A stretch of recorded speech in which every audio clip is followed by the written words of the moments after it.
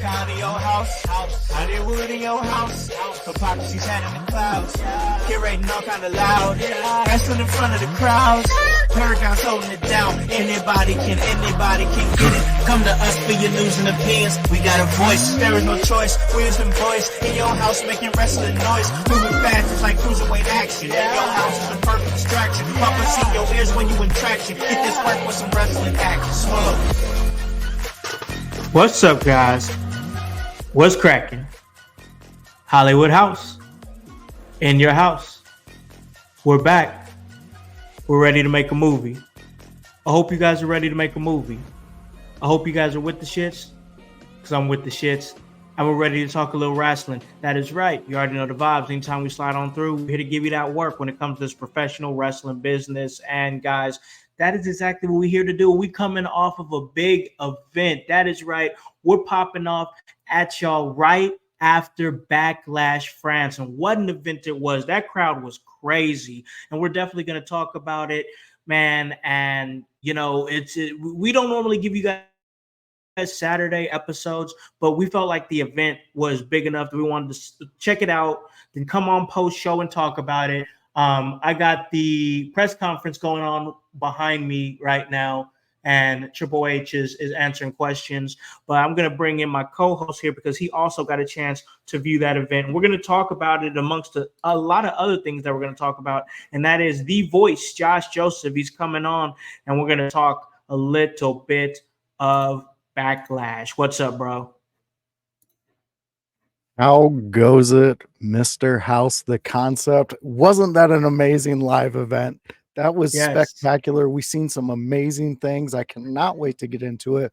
Plus, we got to, see a little clips into the King of the Ring and the Queen of the Ring. Yeah, dude, I'm so excited for this one. France, you guys knocked it out of the park. I can't wait for the next one over there because that crowd really brought a banger. Yes, man. Yes, it really did, man.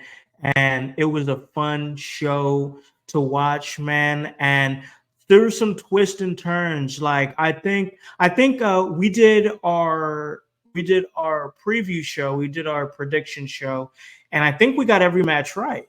I do believe. I think we got every match right, which speaks to the predictability of this show, which I was not concerned with. If you guys listened to the last episode, I wasn't concerned with the predictability of the show. I was wanting to see what the atmosphere was going to be like, what the environment was going to be like, what type of twists and turns can be made out of this night. And we saw some twists and turns in this night, and we did see the title change that I think all of us had expected, and all the retaining of the titles that we had expected. But there was furthering of stories in this night, voice. Absolutely.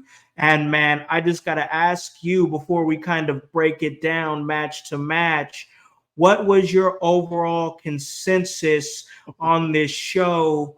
Did you think it was all right? Did it meet your expectations? Did it go below your expectations? What are you thinking, man? Honestly, we predicted what was going to happen because of our love for this, for wrestling, for WWE as a whole. And it is predictable because you do follow things, but overall, this show really gave me good feelings about the future of the WWE and from this Mania on. So yes, was it predictable? Yes. We only got one name wrong. That's it out of the whole thing.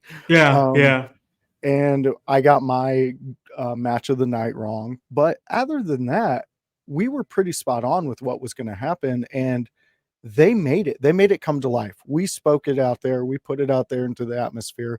But the WWE and every wrestler, everybody associated with getting a show out there, including the fans, really brought it and brought what we were talking about to life. So it really was a fun, enjoyable watch. I enjoyed this Backlash. I can't wait for the next one.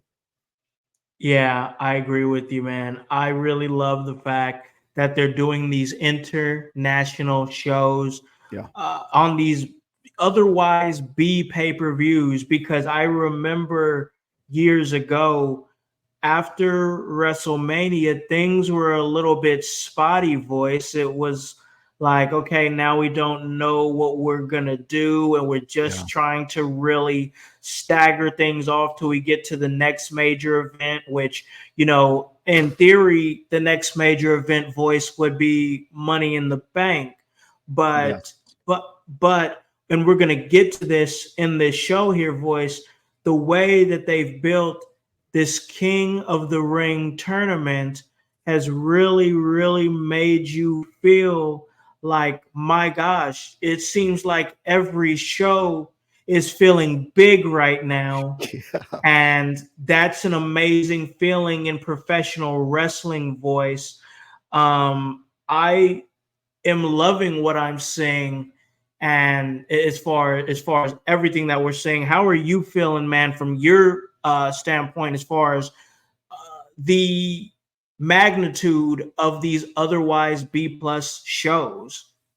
I I'm thrilled. If I could go back to my younger self watching wrestling and being a fan of Backlash, I loved Backlash. It was one of my favorite pay-per-views. And King of the Ring, for them to really emphasize these two, the way they did with Backlash and what they're doing and setting up for King of the Ring, um, I'm a fanboy. So young me is so excited. I really think it speaks volumes to what Triple H is doing behind the scenes and the people he's putting in place to make this story become a reality to us, become something that we gravitate to, because he's not just focusing on one storyline. I mean, I want to see where Gunther's what he's going to be doing, because Yeah. you've dethroned Gunther. So I need to know what that beast of a man can do without his title, without the fear of him running through people, because he's been shown that he's beatable now with the bloodline. What are we doing? Like, And what's that's in even a good happening way. anymore? It- Yeah. Yeah. and it just it really makes me think of the genius of Heyman, where he said we're maybe in the fourth inning, and there's so much story to go. And when you hear that, you're kind of like, well, I've been watching it for a while, so I don't really know if you're really. I think you're a little further in it. You're trying to sell this, and then they do what they did at Backlash, and you go, oh, yep, he's right. I should have just trusted Heyman. I should have just trusted Yeah. him. So, in an overall sense, I'm super stoked that they're really pumping these B live events and making them live events for us to want. Like, I'm jealous that France got that got that Yeah. whole Backlash, and it's so awesome that a group of fans like that, uh, especially setting a record for attendance, really brought back. I mean, it brought me back to ECW days, being in the Hammerstein Ballroom, doing those things, hearing, just watching it on tape, and being like, "Oh my god, I wish I was there." Yeah. Yeah. Absolutely, man. It's crazy to think that these shows are going to these international waters. So, like, and I even felt it. I don't know if you felt it when you were watching it as well, but when Kevin Owens came out for his entrance, he had this very long pause where Yeah, he just looked around. And I was telling my son, I was like, this is a very cool moment, because I think he understood that this is the first time WWE's ever been to France. yeah, And they said that on commentary. I was yeah. like, wow, I can't remember an event where they've ever been in France.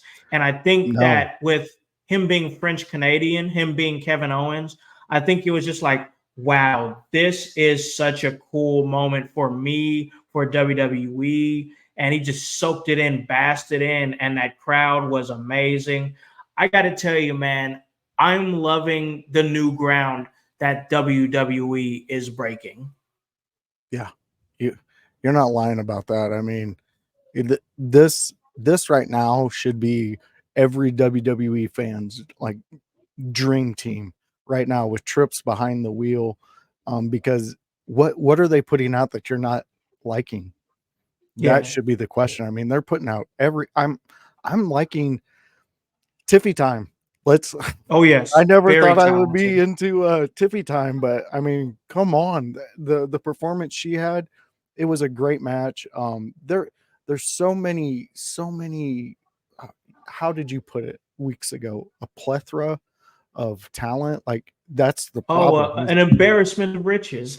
Yes, exactly. An An embarrassment of riches. embarrassment of riches, man. Yeah, and isn't that where we're at right now? I mean, it's Yeah, just so evident and so in your face that it's like, okay, so the next group you're bringing to me on my live event, I'm going to just soak it in because you caught me with Backlash.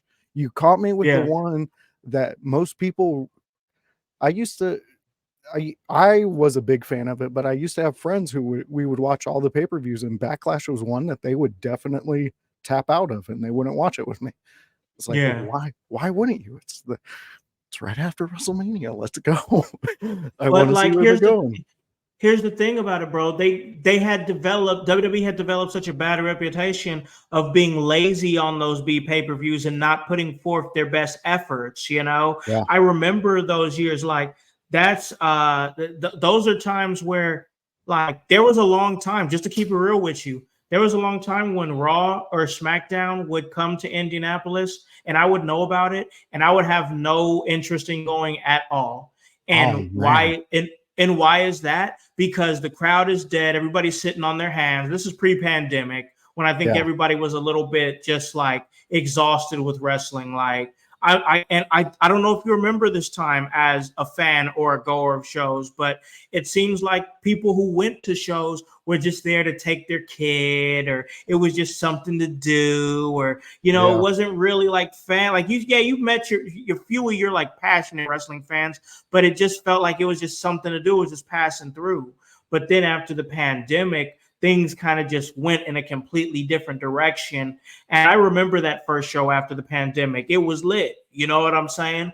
But I'm just saying, when you take these shows and take them to these places that have never had them before, that have been dying to have these shows, it's a great feel and makes for a great atmosphere and environment for not just the fans but for the talent too, because they're feeding off the fans much like they were tonight at WWE Backlash. What's up, Roger? He's saying what's up, thoughts on the debut. Of course, he's talking about the debut of Tonga Loa, who is the other member of the Gorillas of Destiny from New Japan Pro Wrestling with Tama Tonga. I said that it was going to be Jacob Fatu. I was wrong. I think I still feel like Jacob is coming. I still Oh feel yeah. like Jacob is coming. But I don't know what role he's going to play because now we have the Gorillas of Destiny. And Roger also says that this is the first time in years that he's actually invested in the WWE product. I agree with you, man, because there was a lot of the times years ago where I wasn't watching, or I felt like I was just watching out of instinct, or it was just background noise, and just used to that. And I was just, I don't know. And that's what kind of drove me to the TNAs and the Ring of Honors and the Lucha Undergrounds, and searching for that alternative uh to see a different take on wrestling, because WWE felt lazy. They Yeah. don't feel lazy anymore. This is a full steam ahead effort, brother, and I love to see it. Voice, what was your thoughts on the debut of the other half of the Gorillas of Destiny, Tonga Loa?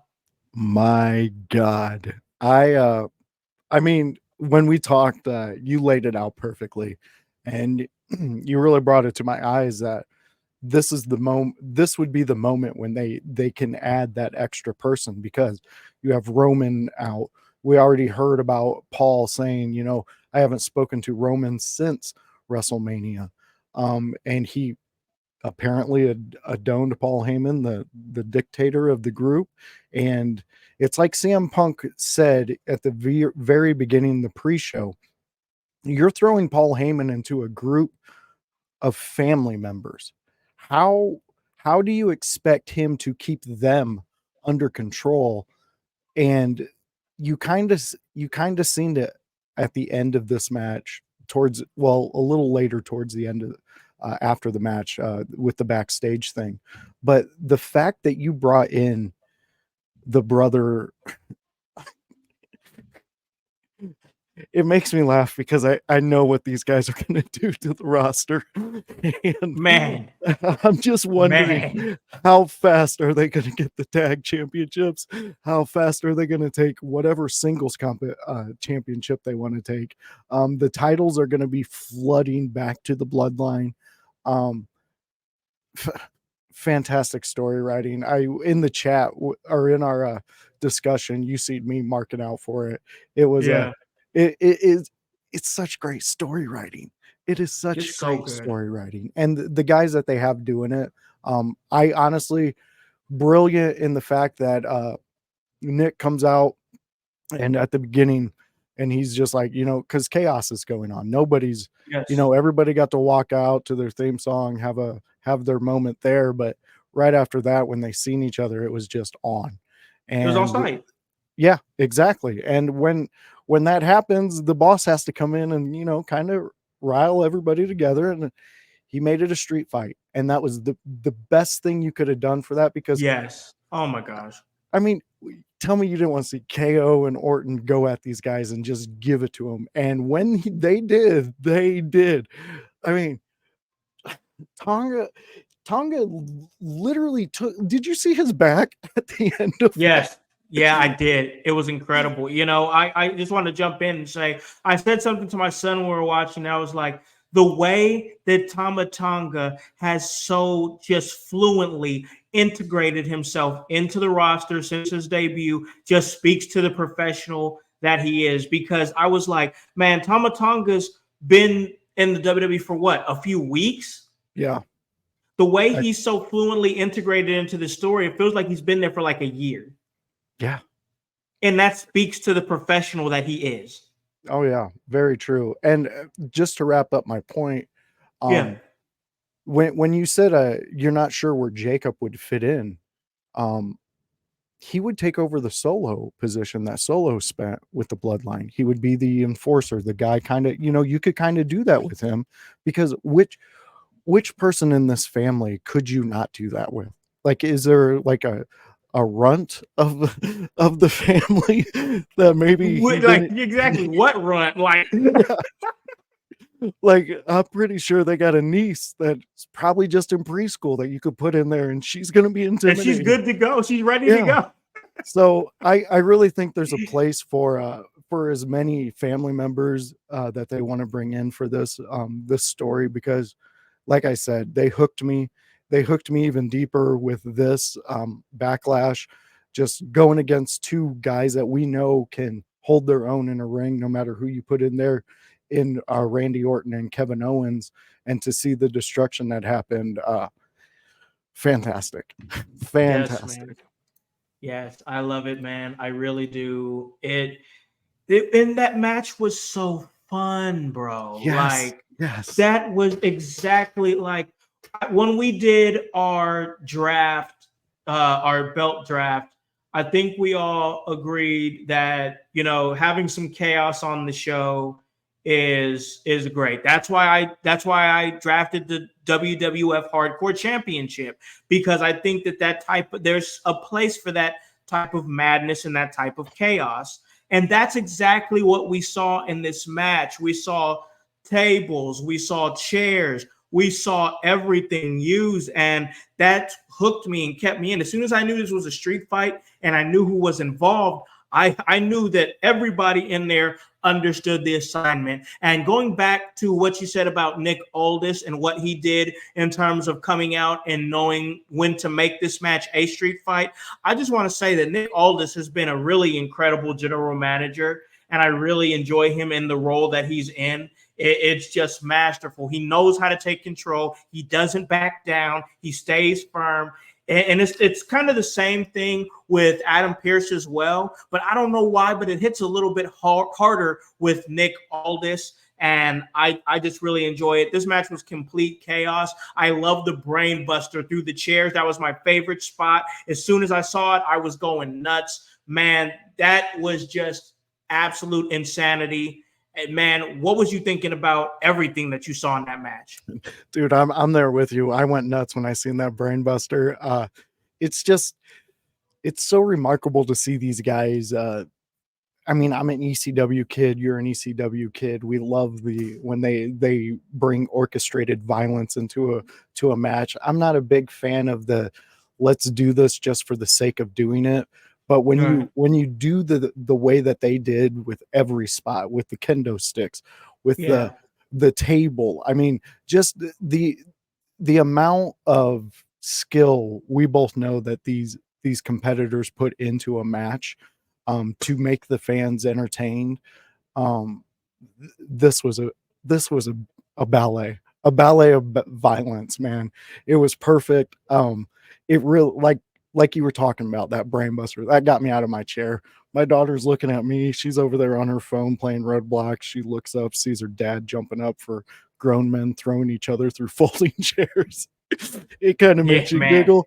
Yeah. So I got excited for it. I can't wait for Monday night. I really can't. I can't wait to see where they're going to go, what's going to be said.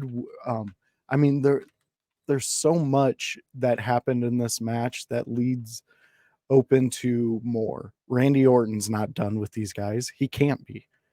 And so who do they bring for their back? That's gonna be a good question to see, and other questions arise too. Paul Heyman, lying about the participation of Roman Reigns in the draft, and saying that he hadn't spoke to Roman Reigns since WrestleMania, and then saying that he pulled himself from the draft, and then we figure out that Heyman is the one who pulled him from the draft. There's a lot of things going on in this Bloodline storyline right now where it's just getting getting messy. You got this version of the Bloodline right now who, let's face it, they're uncontrollable. Like even Heyman cannot control them. Like, they are wild and they're just doing whatever they want. Like, and I also got to bring back that ending to SmackDown. That ending to SmackDown was great. Loved it when it was just Randy Orton and Kevin Owens and the Bloodline fighting in the backstage area as the show went off the air. Great, perfect. I love it. Roger has a great question. Does this end in a War Games match? I think that it does, and I think this War Games match is going to be Bloodline versus Bloodline. I think it's going to be Bloodline Civil War once again in War Games. And man, if that is anywhere near me, I'm going to that. You're gonna have to, man. I mean, tell me that's not a War Games you would just hand over money for. Be like, show it to me. Yeah, I'm giving you money for see that. It. Yeah, because that's going to be epic. And plus, just putting those men in a cage and not letting them out until it's done is a fantastic idea. I'm looking forward to it if that's where they go. Oh, we have breaking news. We got some breaking news, boys. Or I know we're going to continue this discussion here. But the news is broken. Triple H has tweeted this out. In case you haven't heard, WWE is on fire right now. There's only one place that can handle what we're bringing to WrestleMania 41, Las Vegas, April 19th and 20th. Are you ready? We're getting a 420 WrestleMania. Oh my God. And it's in Vegas. What? Oh my God. That's incredible. Snoop gotta pull up. Dude, I don't know. Yeah. I might need to see if all my good husband cards are out there, and maybe we might have to go out to this. Oh my gosh. And I love Vegas. Absolutely love Las Vegas. One of the best places on the planet. I agree with you, bro. I, at one point, had called Vegas a second home, because way back in the day when I was a young man, I lived in California. I would always go to Las Vegas. It was only a 2 hours drive from where I was at. And we would always go there for like family vacations and things like that. It was always great. So I always have a lot of great and fond memories in the city of Las Vegas. And damn it, if I have anything to do with it, I'm going to make more In Your House is hoping to be in Las Vegas for a little Oh man. 420 WrestleMania. Oh man, that would be epic. You fans would have, Beautiful. oh, the content you would get from that, from just Oh, that trip. Oh, it would be fantastic. oh, Man, what oh, are so beautiful. see, this is what happens when you stick with WWE for so many years through all the nonsense. You get a guy who's like, I got you guys. I understand. I was there Yeah. too. Oh Oh, man. Oh, we have somebody here in the comment. He said he flies for free, so his plane ticket is already taken care of. Yo, yeah, help a brother out. yeah, Tone No, bro. C. Hey man, I want to go. I want to go. Yeah. I thought Minneapolis, if Minneapolis is would have been cool, you know, but I think Las Vegas is the perfect location. I've said it so many times before. Las Vegas is red hot in all aspects of sports right now. You Yeah. know, they are the new hot city. They've recently acquired franchises and the NHL, and in the WNBA, in the NFL with the Raiders, taking the Raiders in. Soon they'll be getting an MLB team. A Yeah. lot of things are heating up in the city of Las Vegas, and this is just a perfect time to strike for WWE in a city that is really making a lot of noise in wrestling right now. I was just telling Matt Diesel on the interview that I had with him that Vegas is a hot spot, and I'm proud to have said that I've performed there at one point for wrestling. But man, what are your thoughts, man? Las Vegas, Dude, that, WrestleMania. We're still gonna talk. We're still gonna talk Backlash, but I got to yeah. get your off the top of your head thoughts on WrestleMania 41 Vegas. Dude, I honestly, my brain went to, what if I was walking through a casino that day and I look over, and over there just sitting at a blackjack table is Ford. He's just hanging out, and I just walk over to him, I'm like, hey, how's it going, man? And we end up having a amazing time. He becomes best friends with me. Me and Montez, we're just hanging out and we're just, cutting it up. And he's like, you know what? You got to come on tour with me with WWE. But I love it, man. I cannot wait. I'm actually gonna really try to get to this one because you got WrestleMania, favorite event on the planet. You got Yes, Vegas, favorite place on the planet, and the favorite day of the year, 420. Come on. it's perfect. It is a perfect recipe for fun, for a great moment. Ah, man, this is I'm this is a I'm great starting my day. savings right now. I'm starting it right Yeah, now because I have to go to this. Like, this is like I really wanted to try to get out to Philadelphia, but we moved and everything, and the timing just wasn't right. And we didn't want to be, you got to be responsible. We yeah, got to still adult. But next year feels perfect for me. So yeah. yeah, this is gonna be really cool. This is I gonna think I be might have really to cool, man. get a second job and just push through, and then a week before be like, hey, I'm going to Vegas. Here we We're done go, here. man. We got it, bro. But man, let's go ahead and get back to Backlash here. That was very cool to hear that it Yeah, was Vegas. And it was cool that we got a chance to kind of talk about that here just on site at the show. That's why we have to stay on top of what's happening here in the wrestling world. That's what we do.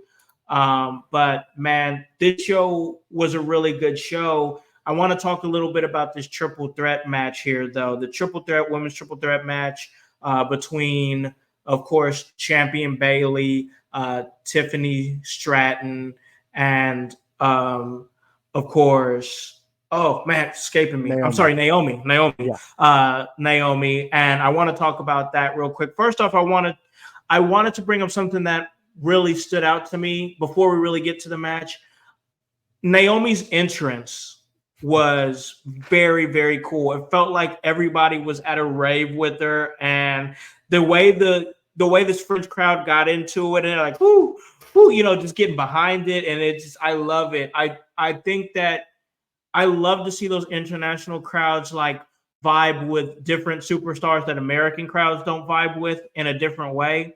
And I Yeah. think that also that helps create stars too. So like, I mean, I think it was in Australia that everybody was behind Tiffany Stratton in the Elimination Chamber, and that helped her get over a little bit more, I think. So I Oh yeah. think that it's cool to see stuff like that. But this match, what did you think about it? Because I know that this was a match that me and you both had said was match of the night, and we both feel differently. Yeah. I'm not gonna say it was a match of the night, but it was a great match. Yeah, You could tell that fan base is really behind Naomi. And I know us here at In Your House, we all are fans of hers, and we enjoy the everything she's putting into week after week after week. So like you said though, with the push from the Australian crowd, that also pushed Tiffany into the American crowd a lot more too. yeah, 'Cause I mean, right after that, she was hitting on some levels here. I mean, I was definitely like, okay, well, maybe I yeah, misjudged her, and I'm enjoying what she does. She's very athletic in the ring. She she's very entertaining too. She doesn't stop. Like she keeps up with everybody. Um, yeah, Bailey had a great match. She's really going to be, and I've said it before on different streams here at In Your House, but this is the year of Bailey. Bailey is going to show you why she is a yeah, professional wrestler, and it's going to be this whole year. This match kind of showed me Bailey's ability to adapt in a match and come away with the win. So again, it wasn't match of the night. I don't know how you could have topped match of the night after they opened up with that banger, but it was a great match, a great title defense. Naomi, what there's nothing I could ever say bad about her. She's fantastic. She that one move she did on the apron when she got I believe it was Tiffany in between her legs, and then she just started, shaking it to the crowd. yeah, That was a yeah, great moment in the match because it kind of eased it up from all the action, and then just brought it right back because then she just slammed her head right on the edge of that apron, and I thought Tiffany Stratton was going to come out with a big goose egg on her head after that one, but she took it well, and we had Bailey retain the championship. So we pretty much, that was one we called. Like we said at the beginning, yeah. we called all these pretty correctly, just had one name wrong. But yeah, it was a great match. I'm actually going to rewatch it because there's a couple clips I want to take out of it. Oh yeah, there's a few spots here in the match. I just look back at it. That unexpected Dudley death drop, Yeah, that was so unexpected in my favorite spot of the match because I didn't expect that to happen at all. And it was just like, oh, here it is, unexpected teamwork, yeah, and I thought the match was fun. Like I do feel like it following the chaos of the opening match did hurt it. I yeah. really think maybe if you would have staggered it off, maybe it would have hit a little bit harder, but Very the true. match wasn't bad in any way. I thought it was a good match. And once again, like you said, Bailey retains. And, this isn't moving. It didn't really move anything like that. Like it didn't move any stories along. Bailey just retained. But that in itself, you got a good match. And I think that that's the best you could ask for at this. Oh yeah, most definitely. And we really didn't expect this. Besides me coming out and saying match of the night, after about 3 minutes into it, you kind of expected it to just be your basic uh, um, three-way match, and the fact that Bailey Bailey's story is continuing. She's the champion. I like it. It just shows, like I said, it shows her adaptability into a ring. Yeah. Yeah, absolutely. She's great. She's awesome. I love Bailey. I love the evolution that she's had throughout the course of her career, and it's just going to keep on going. Here, I was saying something when I was watching, and I was thinking to myself, I was like, man, how truly great is Bailey for her to bring Damage Control into existence and then give Damage Control this epic story, then leave Damage Control, and Damage Control is still a cohesive and strong faction, even with Bailey taking the title. You separate them by getting them on different shows, and now you still have Damage Control, Bailey's creation, and Bailey still doing her own thing. Bailey is so unselfish in the business that it's great to see her get what she deserves. And that's why what you said, I truly agree with. This is going to be the year of Bailey, because this is going to be the year that she gets the flowers that she deserves, I believe. Yeah, most definitely. I can, I relate to everything you're saying on this one. It's just, the fans know that it's going to be a slow progression with the storytelling of it. And, there might be some matches here and there that people aren't too thrilled about, but Bailey's still going to give you 110%. So just watch. There might be something that pops out of it. She might make someone famous. You never know. Yeah. It's kind of her thing, right? Like, Yep. that's I enjoy what she does and everything that she brings to the table. And like I said, it was a good match. Didn't really move anything along, but it was what it was. Bailey retains. So we have the next match there, and this next match, my son was he felt some type of way about it, because he's like, oh, it feels like a mid-card match because of where it's at on the card, and it's supposed to be for the World Heavyweight Championship. And I was like, well, I mean, I get where you're coming from, because he's, becoming quite the passionate fan himself. Yeah. But, I think that they're just trying, I think when they do stuff like that, they're trying to break the title matches off from each other, and so honestly, as much as, congratulations to our new women's tag team champions, tag team champions, and we're definitely going to talk about that. That would definitely technically be considered the cool off match. It's supposed to cool you off from one big match to going into the next big match. Yeah. Kind of like what we kind of needed between the opener of this show and the women's triple threat championship match. We needed something between there to cool that off, and they need the cool off match, so that's why they broke them apart, basically. But this World Heavyweight Championship match, Damian Priest defends against main event Jey Uso. What did you think about this match and the results and everything that came from it? I really liked it. It made me realize that I've been missing out on Damian Priest the times I wasn't paying attention to him. I really like the story being told within Judgment Day, with him wanting to do this on his own. And I could understand that. I mean, honestly, one of the only titles that Judgment Day as a collective never really said that was theirs, as opposed to whoever won it, whoever was holding it, was Rhea's title. Every other title that has come into Judgment Day seems like it's a collective. And Damian Priest worked his butt off. Even though he was in Judgment Day and they were there to help, this past 2 years, Damian Priest has been working, and he has been trying to get himself to a level that the fans accept him, embrace him, and cheer him on, in the heel faction that he is. But we're seeing a turn with Priest. He doesn't want the help. He wants to do it on his own, which I don't blame him. And it actually kind of builds a cool storyline within a group mentality. The one guy wanting to rise above everybody else.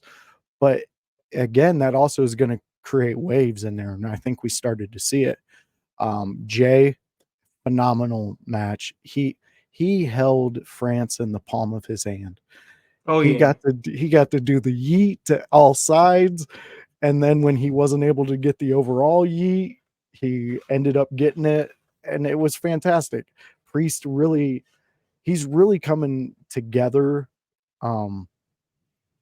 Just like Jay and Jimmy were when they first started. And I know Damian Priest isn't a rookie or anything, but what I'm saying is like when they first started, they were a fun, entertaining sight to see, But now look at them. Now they can tell stories. Now they don't have to throw a punch. They could just give a look, and we read into it as fans. And Damian Priest is getting to that level because at the end of that, while his hands are being raised, he's looking at his guys that are with him who've gotten him to the show, and he's seeing it, and he's like, why? I mean, to me, it's looking like he's saying, why isn't anybody listening to me? I'm the champion in the group. Nobody's listening to me.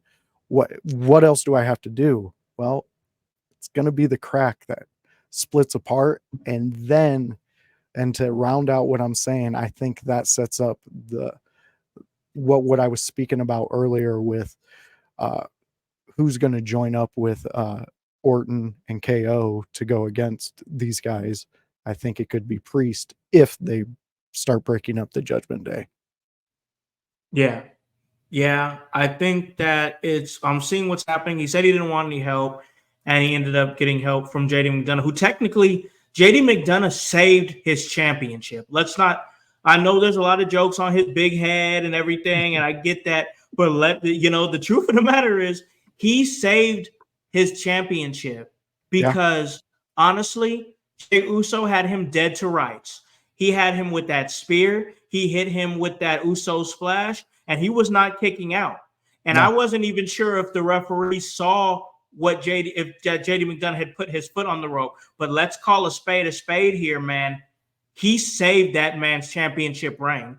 He would have lost had it not been for the guy that everybody jokes on, everybody gives a hard time to in the Judgment Day, and that's JD McDonough. I wonder if that's going to eventually play a factor in this. Yeah. I mean, and it can play multiple factors. You could play the factor where he's grateful that JD did it, or you could play where he's extremely annoyed because of his pride. You know, if I'm going to lose, I'm going to lose, but I don't want to win that with a asterisk mark next to the win.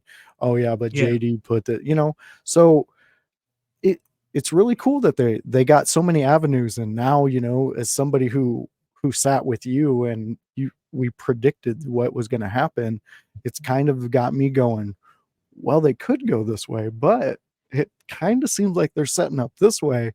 And I don't know, we need mommy back to bring Judgment Day back together. Yeah, they got to bring it all together. She was the glue. Exactly. I just want to say real quick, Tony, I see your comments on my personal page, and they're not coming up here. So you might have to go to either the In Your House page or the concept page for your comments to come up so we can bring them up and read them on the show. So just if you're still listening on our live feed here, I just want to let you know that you might have to go to one of those different pages so we can bring your comments up, because they're not coming from my personal page, and we definitely want to acknowledge you. But yeah, man, I feel like that everything going on with Judgment Day, we're seeing it slowly start, and I think that Finn is somebody who we need to really pay attention to right now. I think that with everything, JD saved the title run. You have Mommy, who's out injured. You have champion Damian Priest. You have Dom, who's making all these deals on the side. I don't know what he's doing, and then you have Finn, who's kind of just like, what's Finn's role in all this? And even my son was like, Finn is just kind of there right now. And I was like, no, Finn, it feels like Finn's not doing anything, but Finn's about to have a pivotal role in what's going to happen next with the Judgment Day. I think that you need to pay attention to what Finn Balor is doing right now. What do you think about that? No, once you started bringing up Finn's name, that started turning wheels in my head. And yeah, you're right.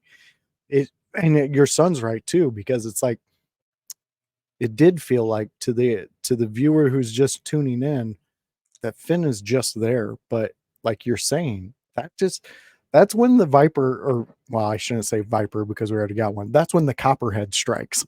There we go. We'll go a different snake. But yeah, that's when the snake will bite, because who's to say Finn doesn't, he's Finn Balor. He's also the demon. He's also, just Finn Balor. I mean, come on. So why is he even in this group? Why? Finn to me can be a solo guy all day long, and I'm going to tune into it. But Damian Priest, I don't know if I would want to go up against him. He just seems like he's angry about something, and he hasn't worked through He's it. got a chip on his shoulder, man. Even with the championship, he's got a chip on his shoulder. Yeah, and that's how we want our champions to be. That's a fighting Yeah, champion. That means you're going for to come in sure. and take care of business, and we're excited for that. Yep. Love it. That's what we like to see is somebody's going to take care of business. Damian Priest is somebody who's grown a lot. He just looks great. He's really Yeah. fitting his role. Everybody's still calling him that bisexual Undertaker. I love how he's taken that so well on the chin. Like I don't think he really I don't think it bothers him, No. I enjoy the fact that he can just take that, roll with it, and it's really great to see the reign that he's had, man. And we saw one title defended and retained. Now on to the next titles that were defended and they changed hands. The only changing of hands where the title changed hands on this show, and that's the women's tag team championship, and that's of course the Kabuki Warriors, and that was against Jade Cargill and Bianca Belair. Pretty much what we expected. Title change hands, but I think we got to go into this one a little bit softly, man, because I got to tell you, as much as I loved to see the tag team championships change hands, we both predicted. We think that it was the right time and the right situation for the tag team championships to change hands. I think that we're still seeing things in the ring where it needs to be cleaned up. And I wanted to get there, man. That's all I'm saying. I want us to get to that clean point to where we can enjoy these things a little bit more, because people are waiting for this to mess up, bro. People are especially with Jade and the big polarizing move that she made. People are literally, especially AEW fans, they're waiting for this to mess up. So it's like, you got to clean that up. And there was about 3 minutes in this match where it was just pure confusion, bro. Yeah, it was. And I agree with everything you're saying. But this is an extra mine out there in the minefield for Jade when she navigates her career here in the WWE. She always has to have in the back of her mind, and she's a true professional, so I know she knows this already, but you have to have in the back of your mind those fans that just want to hate. Yes. And the fact that you were such a figure that we who were AEW fans and are AEW fans, we loved seeing you over there in AEW when you took your ball and you went and did what was best for you, because at the end of the day, she did what was best for her and her career. So she went to WWE, but you have to know that those moments are just moments, and you have to be able to absorb what's going on, because it was a mass audience there. Maybe she was just overwhelmed. Maybe I don't. Jones kind of said it best though. She seemed like she was out of gas towards the end of that. Yeah. But once those things are fixed up and she understands it and she becomes more ring fluid in these situations, Jade is going to be a phenomenal piece for any promotion that has her. Hopefully it's a WWE. She looked good. The ending of it was fantastic. Her double team she does with Bianca, I absolutely love, and I cannot wait for what they're going to come up with next. But yeah, it's those little things, and like you alluded to, there was those 3 minutes, and it involved an Asuka tag into saying the ref seen it, but I guess Sane didn't realize it. Yeah, it was a very confusing moment. Just I was even on Twitter, bro, as it was happening, and even people were like, "Man, fire the ref." It was confusion with the ref. What's happening with the ref? And I was like, "Man, it just seemed like there was." And after that happened, it seemed like the match just went way off the rails for about that time until they kind of cleaned it back up and got back on pace. But man, and like you said, Tony, that's why she's in a Yeah, tag team for now. very Perfect good to point. protect her from perfect point to protect her from situations like that, because she can easily get lost. And when you get lost in a match, I'm not speaking from experience, but I'm speaking from picking the brains and talking to many wrestlers over the years. So I feel like I do have some kind of a say so on this. Once you get lost, it's hard to get back into the swing of it, especially when you're not a ring general. And I definitely don't think Jade Cargill is a ring general at this point in her career. Yeah, you're 100% on that. You and Tony out there. Yeah, 6 months in NXT would have done her like wonders. I Um, agree. I agree. because She's at where she's at now, bro. yeah, you can't. I mean, you really can't go back on this one. No. You gotta just see if it works, and it will work because she's with a woman who has built her own in the WWE. I mean, Yes. she is the EST. She is Bianca. Like, who's not a fan of Bianca from the past 3 years? You know, like, Right. she has put Right. in the work. She has done everything that the fans have wanted her to do. She she's a superstar. It's plain and Yeah. simple. She is a top level superstar. She's a level 1 or day 1 Hall of Famer. You put her up on a pedestal, and if you put her and Jade together like you are and they develop that bond, Jade's gonna follow right behind her, and then, you know, ultimately, we're gonna have the match we want. Jade Yes. versus Bianca, and we want it to be amazing. So yeah, I agree with everybody and what they're saying. Jade does need a little more work. There's things we could have done, but like House said, we're here, we're at that moment. We got to push forward. Yes. Hopefully this tag titles kind of, you know, she learns from this, which I think Yeah. she you can already see her development from AEW to now.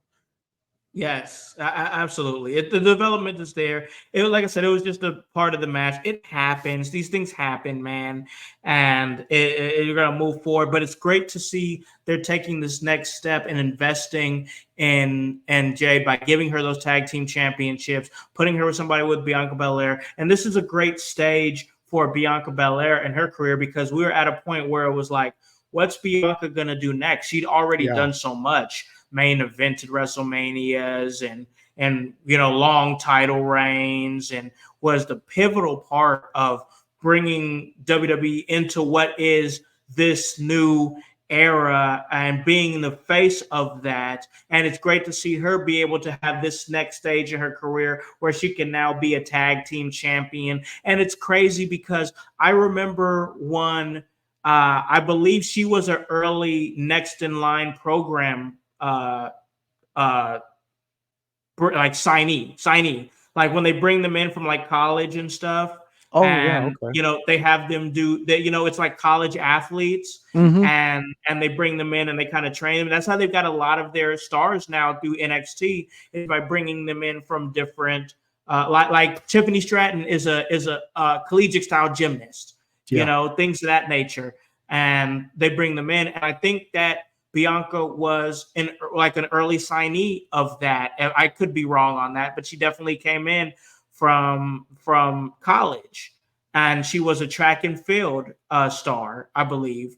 And she came in, and it's crazy to see that she came through the system the way that she did, and now at this stage of her career, she's beginning to approach ring general levels.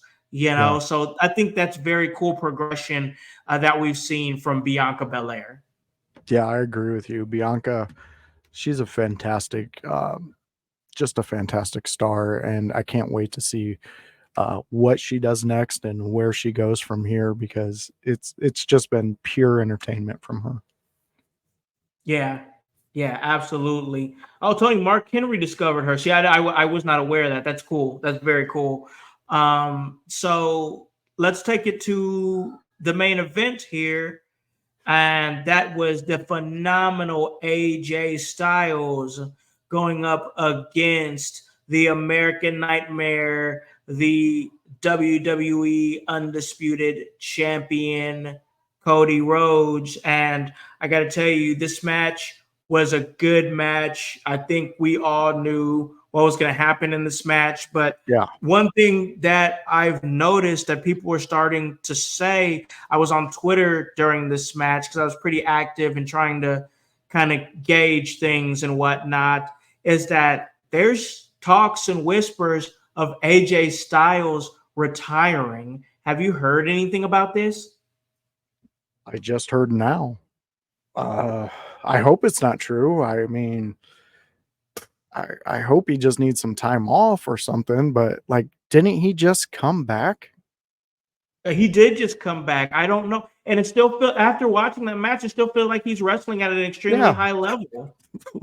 Like, I don't know. Maybe I'm gonna say I haven't heard anything of it.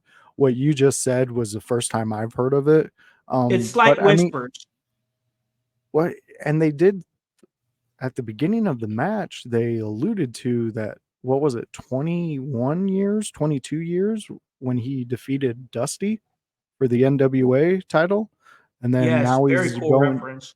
it was something like that, 22 or 25 years, something like that. So think about that though. AJ Styles has been in this business for over 20 years. Yeah. You know, and I know because of the friends we've talked to, this business puts a lot of wear and tear on your body. Yes, he's definitely getting the best care he can and the best rehabilitation he can whenever he's injured.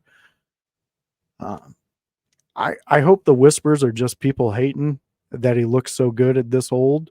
Um, but yeah, that I would not like that. Sam, I am. No, no, I No, would no, not. I wouldn't like that either. I like I said, I still think he's wrestling at an extremely high level. So I don't know. I just don't know about that, bros. But well, the match was good, and I expected Yeah, it to be good. And I just feel like Cody, he's putting on, he's going to give, I think we're going to get a great title reign from Cody. I really do. I think there's a lot of people that are kind of like ready to, they're waiting to have that Cody exhaustion. Like, people just like to hate just to hate. And I feel like, yeah, and I think we've been digging a little bit deeper into the waters of Twitter, which, God, rest in peace, us. But people are so quick to want to turn that corner, so quick to want to hate on something that they once thought that they wanted. And I am going to enjoy this run for what it is in the moment that it's happening, because we all wanted to see Rhodes win the WWE championship. We all wanted to see it happen, and now it's happened. So like, now we have to see what happens next. We can't just be like, oh, we're just, it's fine to be a prisoner of the moment, but at the same time, it's like, now you're just looking for that next moment. You're just moment seeking. And it's like, yeah. we have to appreciate what we have going on in front of us. And I want to see Cody have a good run. And maybe whatever happens down the line, whoever he drops to, we create a new star. Yeah, I 100% back what you're saying. We did wait for so long for Cody to get this moment, for his family to get this moment. Honestly, the legacy that the Rhodes hold is something we all know, and wrestling fans out there hold dear to their hearts. That family. Um, when I want to harken back to what Tony said here. He heard I heard in his last contract, this is his last contract, and he will probably be coach NXT. And that's going back to the AJ Styles discussion. But with that being said, if this is his last run, it was very full circle for a star at the time AJ was to take the NWA world title off Dusty, for him to later on in his career lose a title match to Dusty's son. And I'm not going to say the WWE is anywhere near the NWA championship, because it's something it's like mythical gods. Okay. So we just put that over there and we have WWE over here. But for it all to come around to that moment, uh, is kind of a beautiful thing, especially for AJ being in the business for this long. And then for Cody to have the accomplishments that he had, and for all the pieces that are connected to his father or his brother in some point in his career, is a really cool aspect that we don't get with every wrestler. Yeah. Yeah, I think that Cody Rhodes brings something unique to the business. We Exactly. saw it with The Rock. Yeah.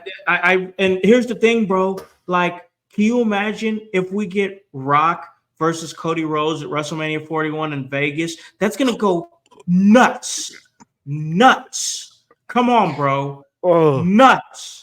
I don't need, if I'm there, I don't even know if I'd believe it if it wasn't happening in front of me.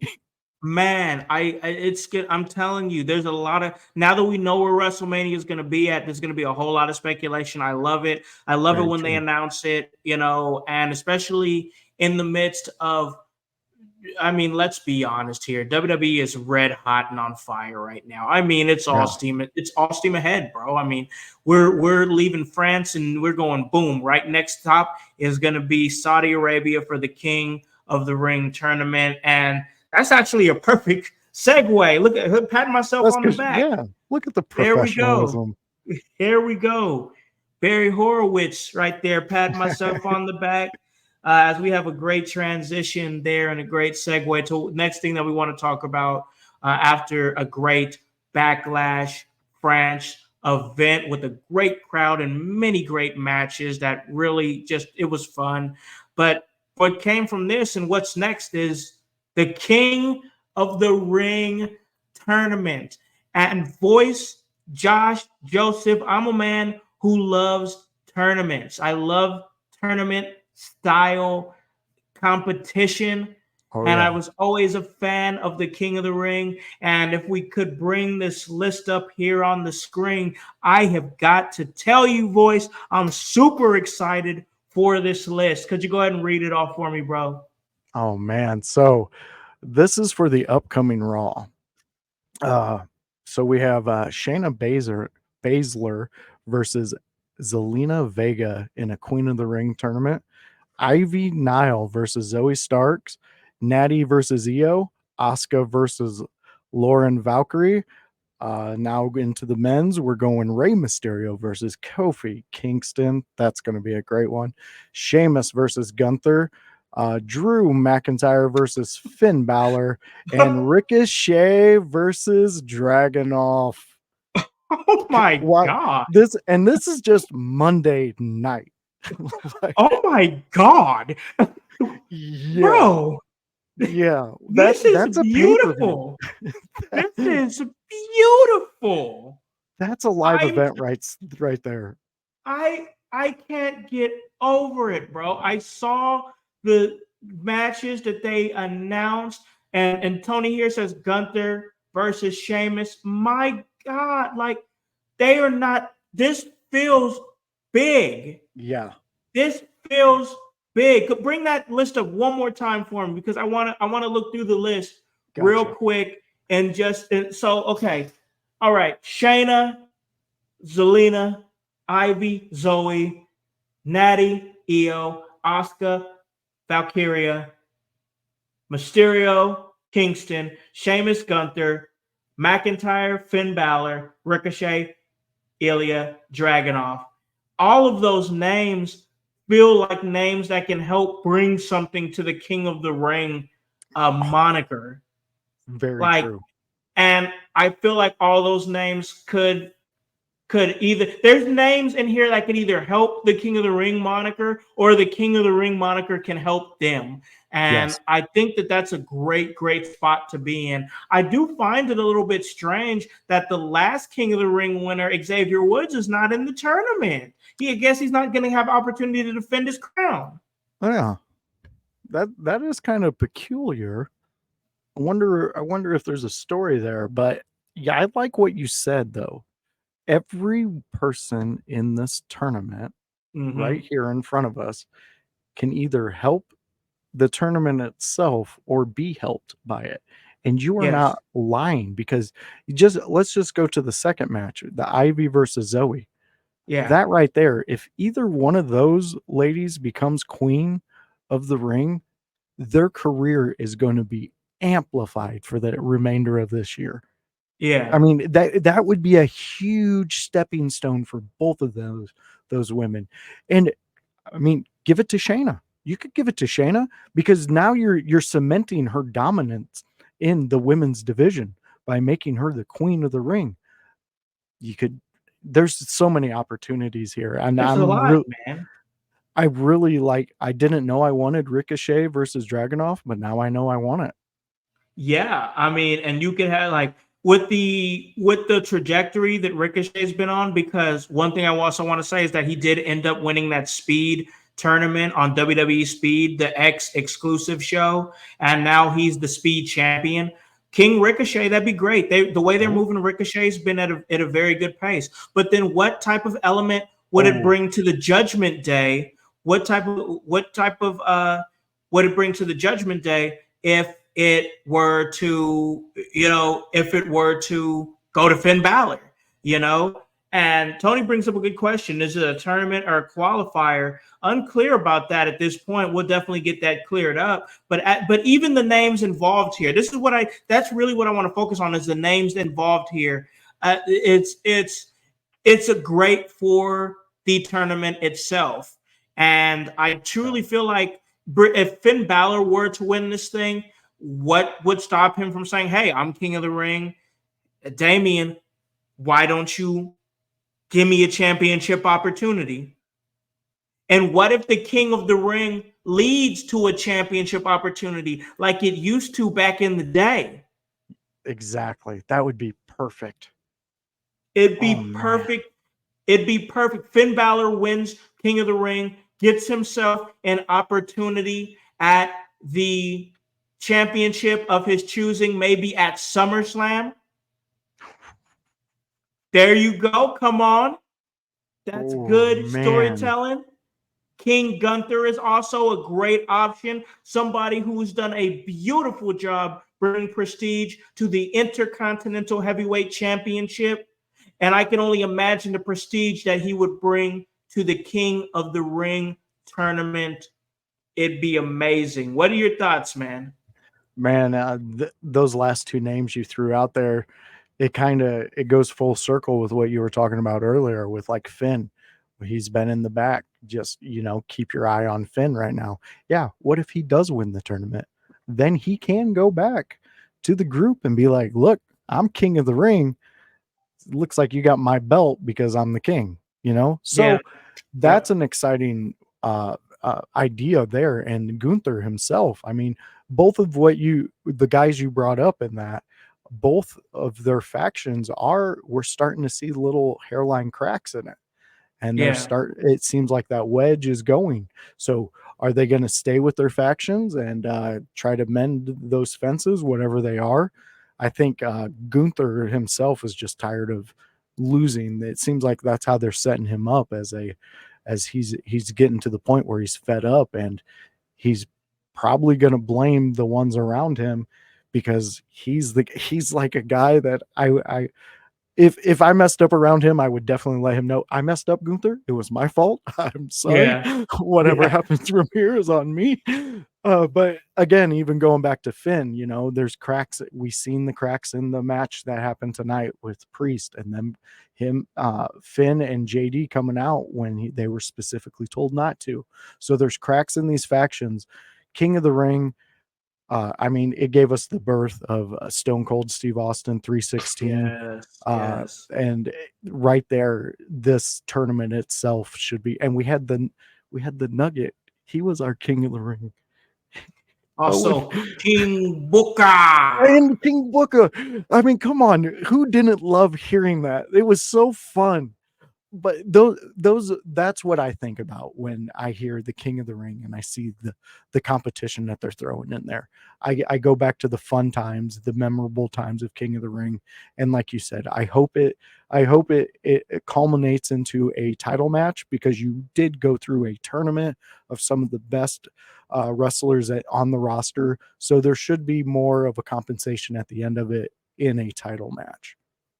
Yeah, no, Most definitely, man. I think there's something that's got to come from that, man. Most definitely. And I think that this tournament, it's going to be fun. It's going to lead to a lot of awesome things, man.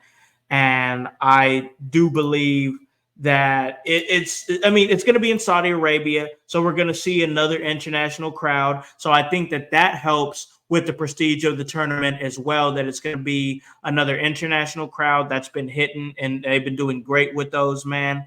And then next up, I believe after that is going to be Money in the Bank. I just believe, man, that every show coming up for WWE is heavy hitting, and there's a lot that's going to be on the line in the coming PLEs down the line, and all of them being international. Because I think about it here, I believe Money in the Bank is international too. I believe it's in Canada. So, like, man, these shows are just coming and coming, man. What are you thinking about the just this lineup of shows that's coming up for the WWE?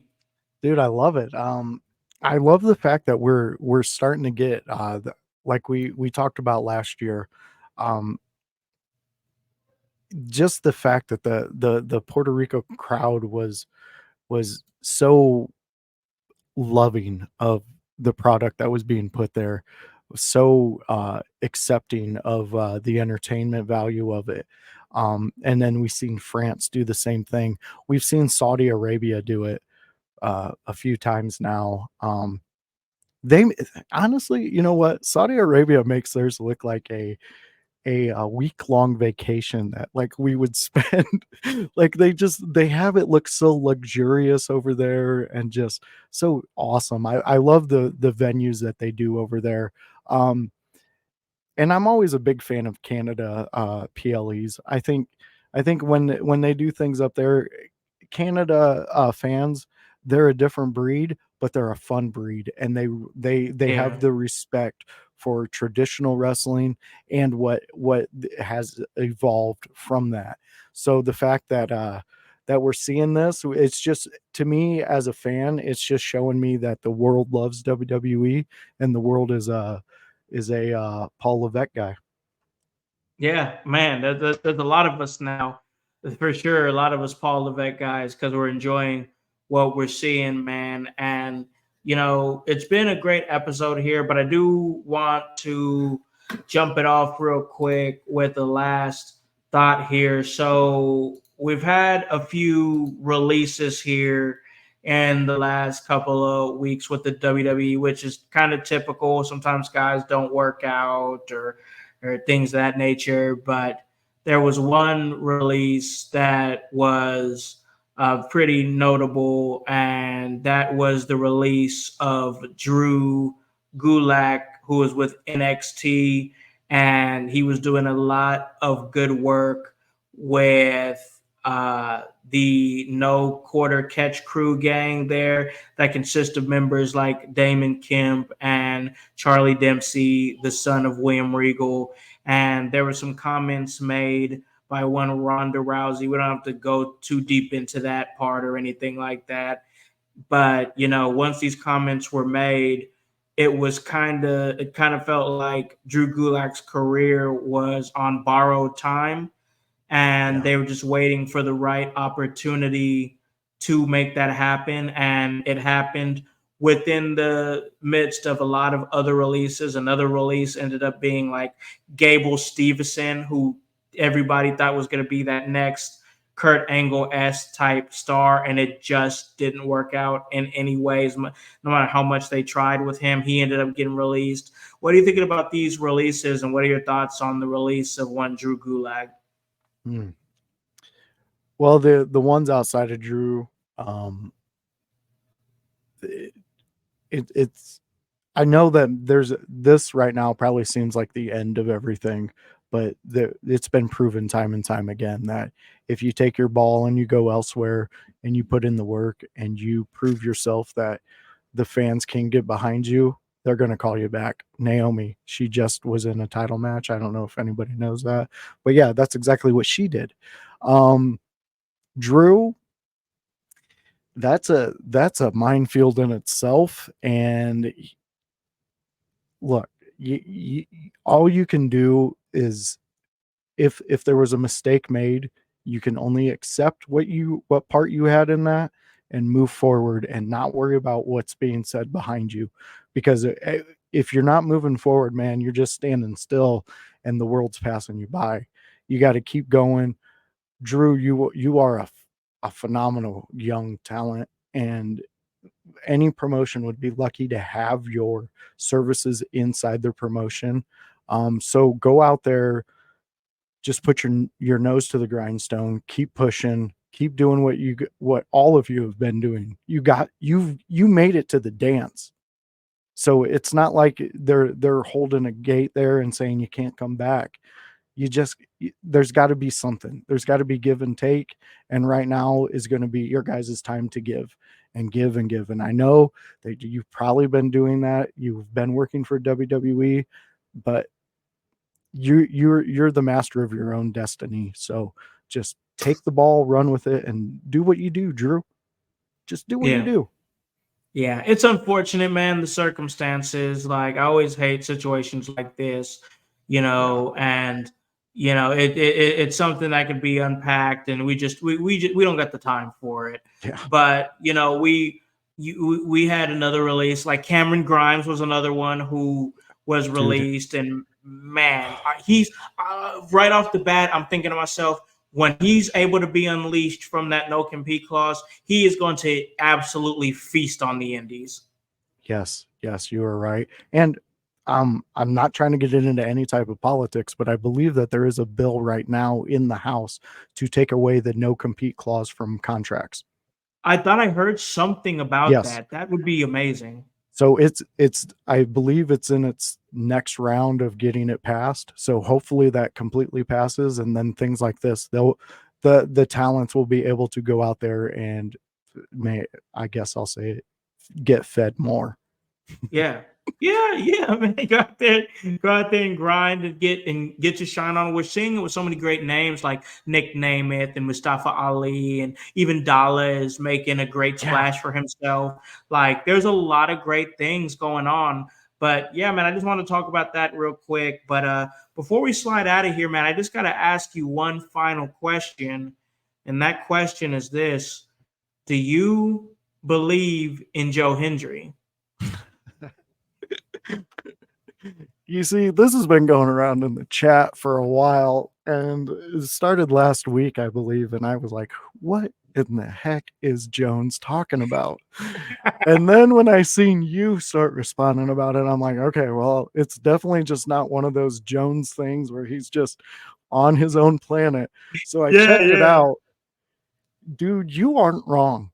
This guy, WWE is going to be knocking soon, because if they haven't already, this is entertainment. This is something that makes you go back, thinking back as a child and watching wrestling. That's what it brings me back to. It brings me back to the fun. It brings me back to a young man who's enjoying the moment that he has, and he's making the most of it. And I think that's what needs to be the most celebrated with him. Outside of that, man, I don't know where he can go. Like, right now, it's like it's a blank book, and we're just watching it get wrote line by line. And I'm kind of here for it. I'm kind of here for it. It's crazy, man. He is a Scottish professional wrestler, and he just is so entertaining with his character. I didn't even realize that the song that's now charting on iTunes right now in the UK, it's crazy. He actually did that back in 2019, and it's just now getting popular and charting and whatnot. And it's just so cool to see situations like that. And watching him, he's actually really, really good. He's not just he's not just some TikTok highlight or something like that. Like, he's actually really good. And man, it's just like you said, NXT's got to be knocking on that door very, very soon, because I feel like that what he is what they wanted Elias to be. And there's definitely something there. I, for one, believe in Joe Hendry. I'm getting there. I'm getting there. I just need a couple more cups of Kool-Aid, and I think I'll be joining you and Jones there celebrating. It's it's definitely some lightning in a bottle, and I really think WWE is going to capitalize on it. I think they There's no will way they jump on wouldn't. it. Yeah. Yeah, Especially with the working relationship that they've developed over exactly. time. I think it definitely is something that we can absolutely see. So, man, we're going to wrap this up. Call this a really great episode, man. I still got a few things to do. It's still pretty early because I love those early Saturday shows, those Yeah. international shows. It's just really helpful, for an old guy like me. But where can they find you at, man? What you got going on next? And I know we have our house party tomorrow, but what's next and where can they catch the voice Josh Joseph? Well, right after that house party, you can catch me Monday night, 7 p.m., right before Raw. I do a Raw review preview show where me, Bubba Duke, the Bulkster, and OMD, friends from Canada and friends like an hour and 20 minutes away from me. But besides that, they're my hosts. They're fun guys. We do the Raw preview review show where we take 3 topics from the previous Raw, and each one of us brings it to the table. We discuss it for a little bit and then let the fans take over with it. And then we discuss what's coming up. So you can catch me there. You can also catch me. There's no set dates for my interview shows, but I have one coming up with the Grunmeister. There were some technical difficulties yesterday.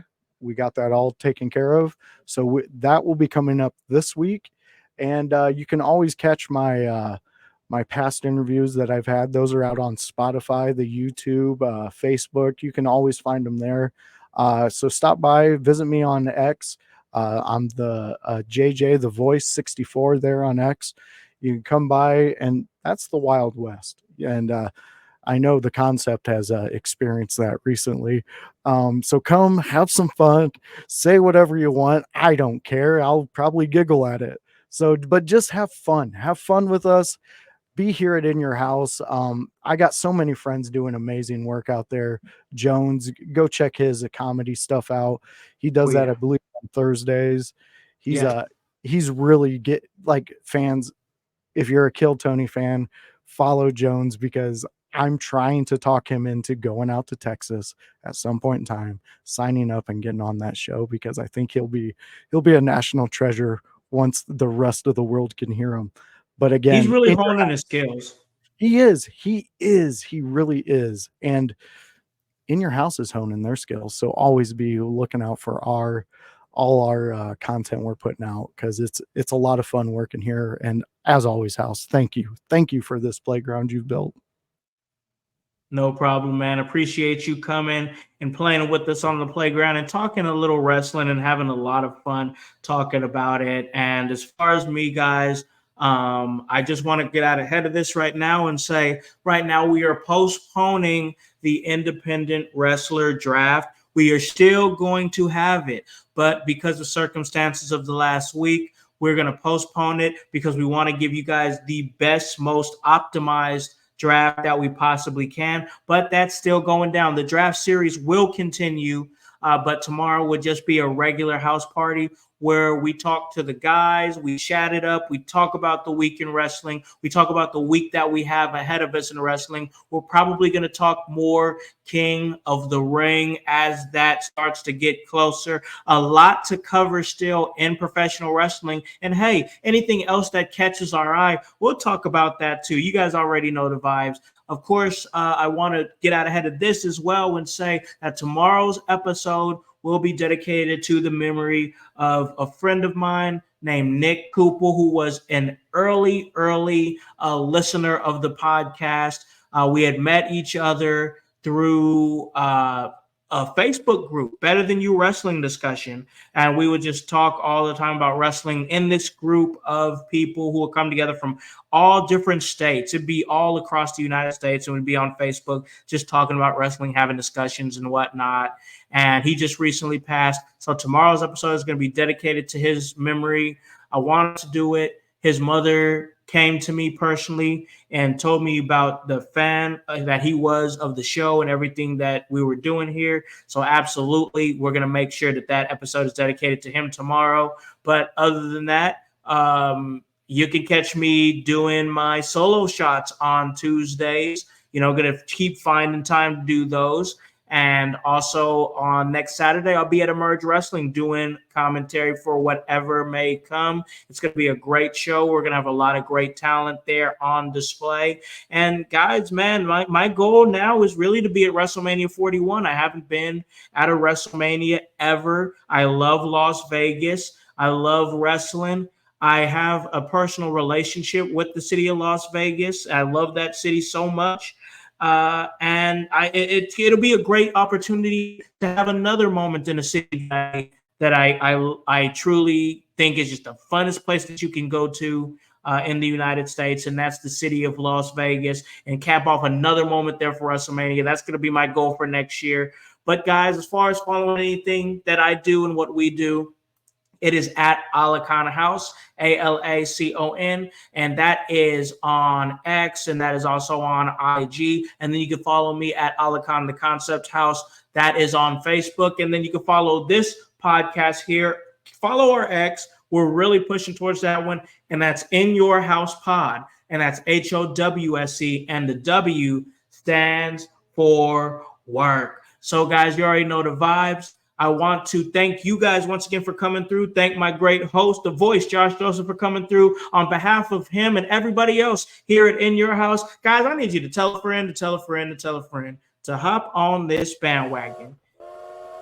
Get off, because the household is still going mighty strong. You guys have a great day and a great weekend. We'll talk to you tomorrow during our Sunday house party. Peace.